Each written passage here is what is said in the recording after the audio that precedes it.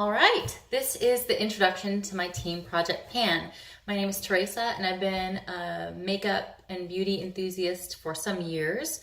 And back in the early days of YouTube, for example. And the Team Project Pan that was started by the girls at Beauty News. So there's two girls that run Beauty News, Kat, whose handle is Kitsch Snitch, and Haley, whose handle is Just by the Makeup. They run this Beauty News channel together. I really am grateful that they created a worldwide invitation to do this Project Pan. It fits in really well with some of my philosophies that I've been doing for the last several years, which is part of a somewhat extreme permanent low buy, and I'll explain the rules as I move through the products. So starting sort of in order with makeup and then moving on to skincare. With makeup, I have the Rimmel Lasting Finish Primer.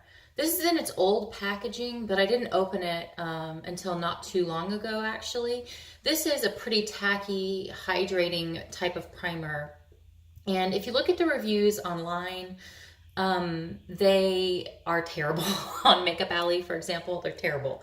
I don't mind this primer, but this is probably because I haven't tried a lot of primers. This claims to increase foundation wear.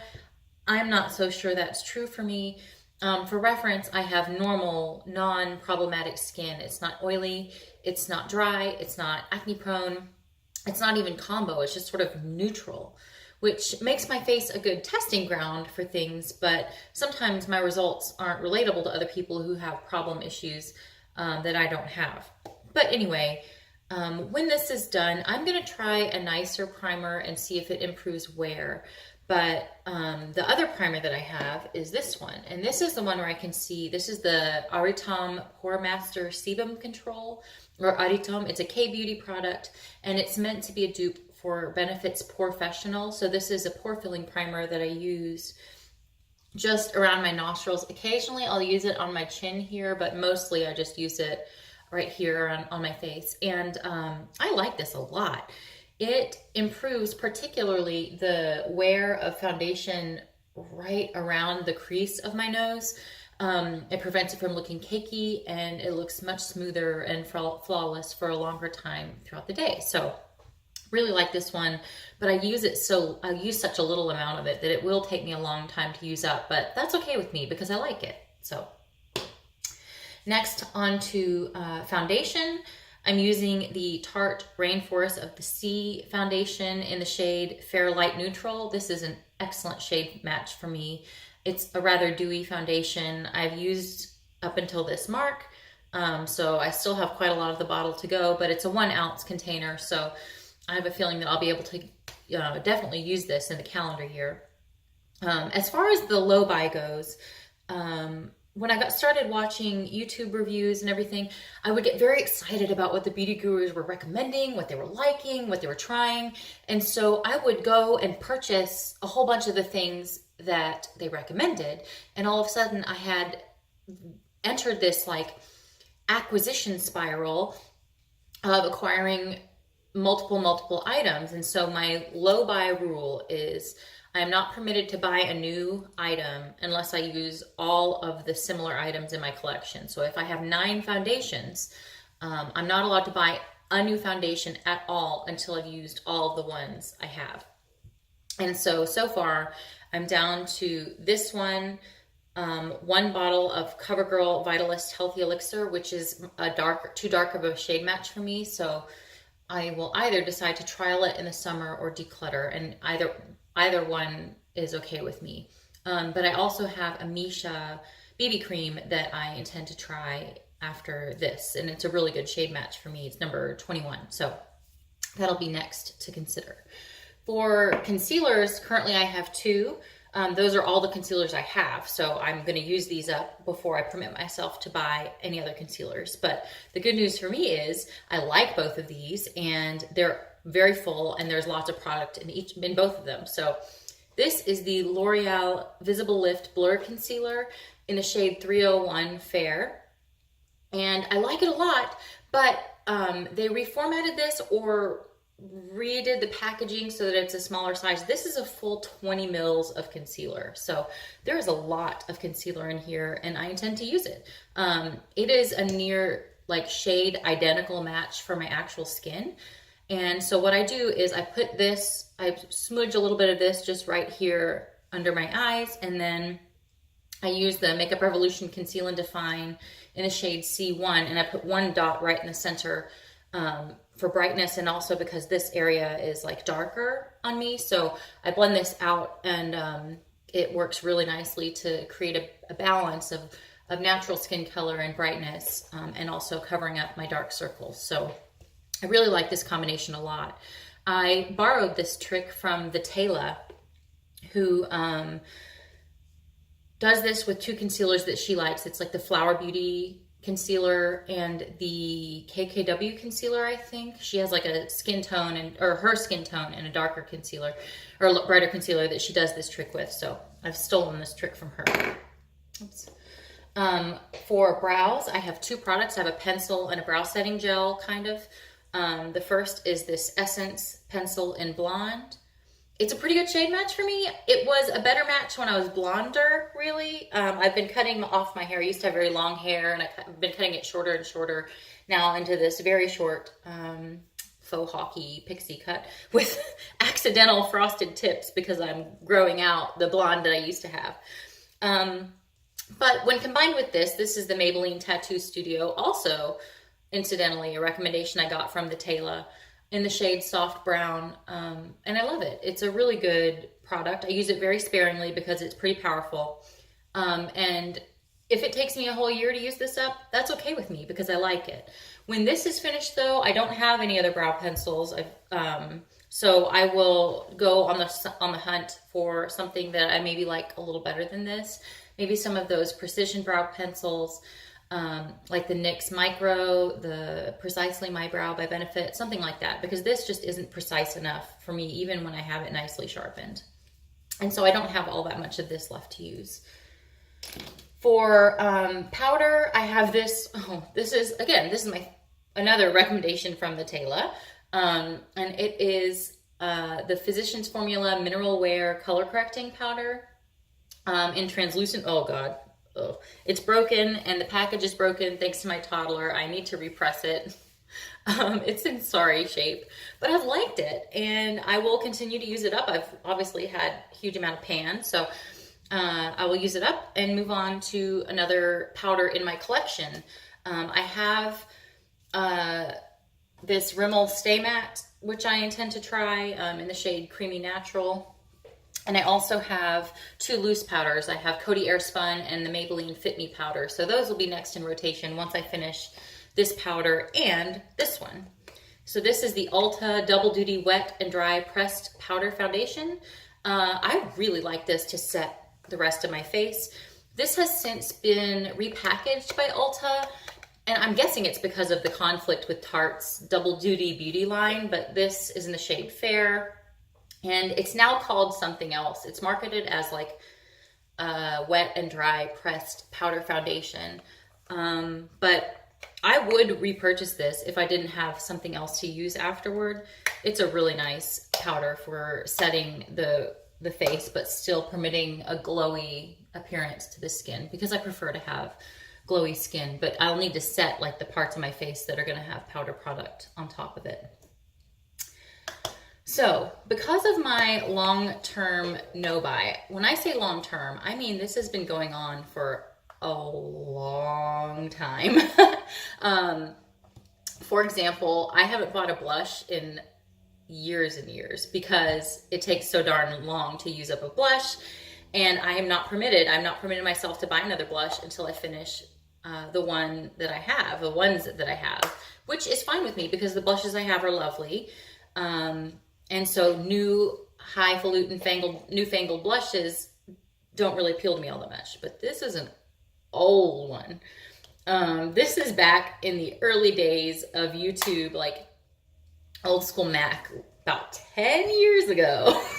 Mac released this collection of beauty powder blushes, and this is one in the shade Joyous. It has an ever so slight satin sheen. It's a beautiful coral color. I just love it, and I've been using it for like 2 years as my only blush, and I still haven't hit pan, which is maddening. But it's okay with me because the blush itself is a good undertone for my skin, which I am fair and neutral. So I'm pleased with this. On a similar line is a product that is like long discontinued from MAC, and this is the MAC blush in the color Emote, which I bought, again, about 10 years ago.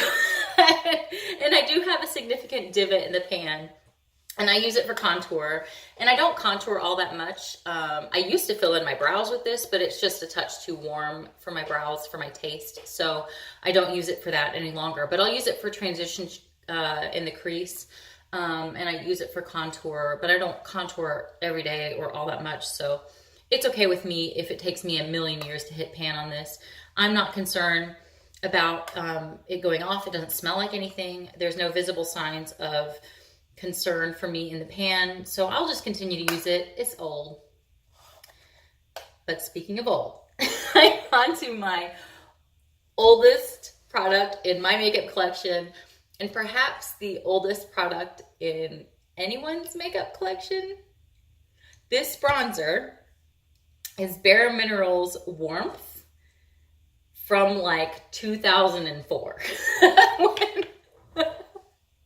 When I first went to college, I bought like a kit of Bare Minerals, and it came with the powder, the mineral foundation, warmth, and mineral veil. The powder foundation didn't take all that long for me to use up. The mineral veil I ended up decluttering just because I didn't like it. It created too much of a powdery veil on my face. But I love this bronzer. I absolutely love it.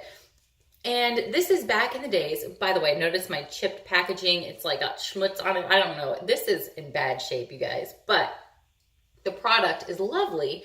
And this is back before they changed the packaging. So all the powder like fluffs up to the top of the container, and you have to be really careful. For years now, my makeup table has always had little like rusty stains on it from this like leaching out powder every now and then. But I don't care. I love it. It's taken me, this is almost 15 years old. It's hard to even think about when I think about it, but I'm gonna use it up. I love it. Maybe it's gross, but like, it's okay to be gross if it's just you and I'm not putting makeup on anybody else, right? Okay, then we set the face with Too Faced Hangover 3-in-1 setting spray. I like this, but I'm not sure that setting spray generally is worth a high enough, like this is $32. And I don't see enough of a difference to justify paying $32 when I've used the Wet n Wild one, the L'Oreal Infallible one, the Maybelline one, the Master Fix one. There's an e.l.f. one. I want to use next after this, after I finish this, I want to use maybe the Milani Dewy one or the Catrice Dewy one. But as far as setting sprays goes, I probably won't, unless there's some like revolutionary technology, I probably won't buy a pricey setting spray like this again. Then I have 3 liners. Where's my third one? It's somewhere. Where did you go? Well, let's start, oh, there it is. Let's start with the pencil. My poor little pencil. It's so tiny. And I will use this until, this is Urban Decay's 24/7 Glide On Liner in the color 0. I'll use this up either until I can't sharpen it or until the little, pigment chunk falls out. I like it. I mostly use it to tightline my upper waterline, and when it's done, I'll move on to Urban Decay 24/7 in Perversion. For pencil liner, or no, pardon me, for liquid liner in the pen form, in the brush tip pen form, I have the NYX Epic Ink Liner. I love it. I got this on the recommendation of Jessica Braun, that's Jam Beauty. I love it. This is my favorite pen liner I've ever used. When this is done though, I will try a couple other ones that I have, but I have loved this. And when I'm done with my current liquid liner stash, I'll move on. from the ones that I have, and probably repurchase this because it is fantastic. Then I have gel liner. This is the L'Oreal Lacquer Liner in the shade Blackest Black. I got this at the recommendation of Tati. I've used it quite a lot. This looks terrible because at one point it looked like it was getting dry, so I stirred it up just to get sort of the softer stuff that's at the bottom. I'm like, gel liner to me feels like a little bit of a hassle. I'm wearing this today. What I did was I used a brush and made like a wing, and then I put multi-chrome shadow on top of this so that this would have something to stick to. So I like it. I like gel liquid liner or gel liner, but it's just messier. You have to get a brush. You have to clean the brush. Ugh, I don't know. So when this is done, I will reconsider my long-term relationship with liquid liner or with gel liner. And if I find that forcing myself to use this is no fun, then I'll just declutter it and move on with my life. Gel liner and I can break up. It's okay. For highlight, I have ColourPop's Flexitarian. So as far as the no buy, low buy is concerned, I have permitted myself to buy color cosmetics because it's nonsense to have 10 foundations, right? Because when you put them on, they all look the same. But for eyeshadows, the difference, if you have a large collection of eyeshadows, that's okay because you can make thousands and thousands of different looks. You don't make thousands and thousands of different foundation looks, right? So for color cosmetics, that is for me, eyeshadow and lip products, and for a while, highlighters, I was letting myself buy them as I liked. But I have put myself on a no-buy on highlighter until I at least use this one up. I have a couple of other highlighters, like a natural one and some like the Essence one and a Wet n Wild one. But I'm going to use this up as soon as possible. I love it. This is Flexitarian Super Shock Cheek by ColourPop. I live in Arizona, so these get dried out pretty quick, but it still works. I love it. It's not very old. I didn't purchase it very long ago. And it's a very good match for my neutral skin tone. It's not too icy. It's not too gold. It's like right that middle line beigey shimmer that's very, very flattering. So now onto skin and hair. I have this face wash. This is Hada Labo Gokyugen face wash, and it's wonderful. I love it. I am almost out of it. Like, I'll probably wash my face with this tonight, and then I'm done with it. Of course, I forgot to get my other two of my items, but I have a full bottle of Benton Snail Bee High Content Essence. It's like a very thin, liquidy toner. And I've used that for a while now. It's a very full bottle still, but I intend to use it up. I love snail products on my skin.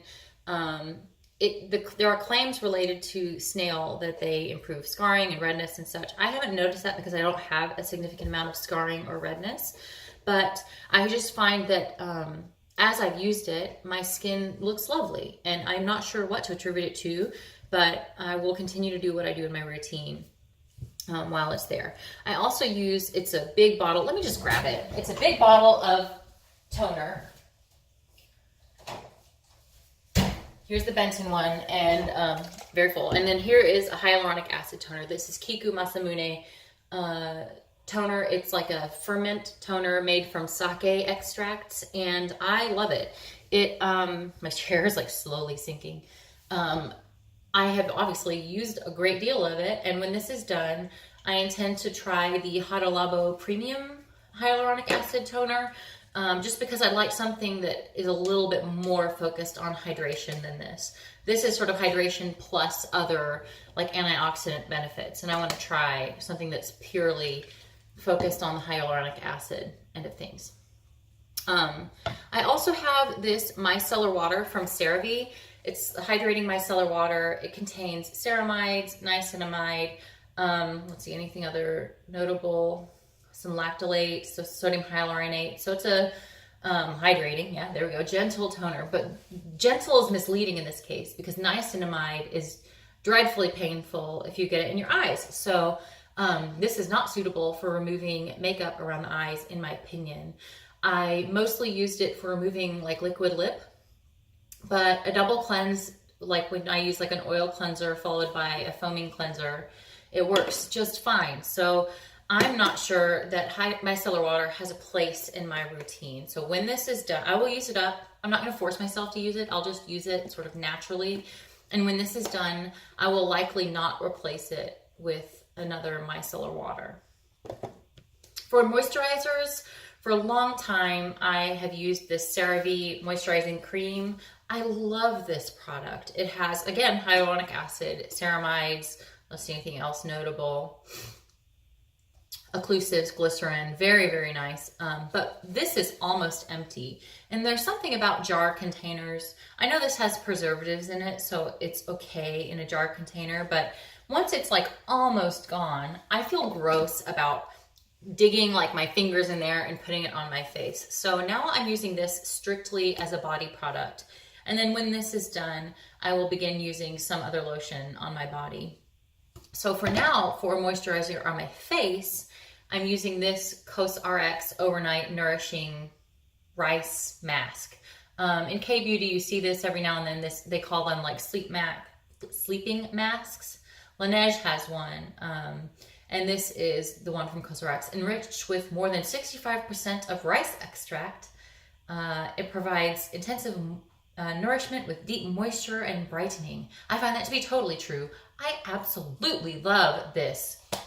And I don't actually know if I have any like other moisturizers in my hoard when this is done. So I'll have to go dig around. But if I don't, I will repurchase this in a heartbeat. It's like to here, if I hold it up to the light and look. So I don't have very much left. But I love this. Very gentle. I can see this being suitable for many skin types at night. Highly, highly recommend. I'm almost done with this tube of Differin, like maybe 3 uses left. And then when this is done, I will introduce a different retinoid into my life. Excuse me. For hair, I have this Garnier Texture Tease Dry Touch Finishing Spray. I mean, I just use this to sort of spray in my hair when I don't feel like using something like hairspray. It just gives my, like, I can rake my fingers through my hair and it sort of holds the like finger lines in it. This is nice. I'm not sure I'd repurchase it because I have found a better styling product in my life. So I'll just use this up, move on from it. When I do want to sort of get my hair set a little bit firmer, I'll use this Big Sexy Hair Spray and Play product. This is a fine hairspray, but again, I'm not sure I need hairspray in my life because I have this. And this is the Alterna Caviar Styling Concrete. And concrete or styling clays are a matte product that have like flexible feel to them. And they often will have like kaolin or bentonite clay in them. I'm not sure what the ingredients are in this one. It has like a lemongrass kind of smell. And I've used quite a lot of it. I got this really cheap at Ulta. It was like half off, and then it was on the 50% off rack. So I got it for like $7 for an Alterna product, which is great. So I have this, and I actually have one backup of this that I'll use. I have enjoyed this a great deal. I use very little at a time. So that's that. And the last product is my fragrance, and I'm so excited about this one. This is Rose 31 by Le Labo. And this is ancient. This says it because this is hand mixed when you purchase this, and so this was claims to be fresh until May 4th, 2011. Now, that's, one of those things that with like artisan fragrances that they'll, I don't know, claim, but this smells just fine to me still. I've known and loved this fragrance for a long time, clearly almost a decade. And this is the 3.4 ounce bottle, but I actually have this as a result of like a fragrance share. So this was a bottle that was split among many people, and I just got to keep the original. And Rose 31 is like a cedar rose fragrance that is the most sensual, beautiful fragrance I have. And I have very little of it left. I'll be excited to use it up and then move on to something new, but having this as a signature scent for a while is going to feel very glamorous because this is a really expensive perfume. I think this bottle is close to $300, but I could be exaggerating. I don't actually remember how much it costs.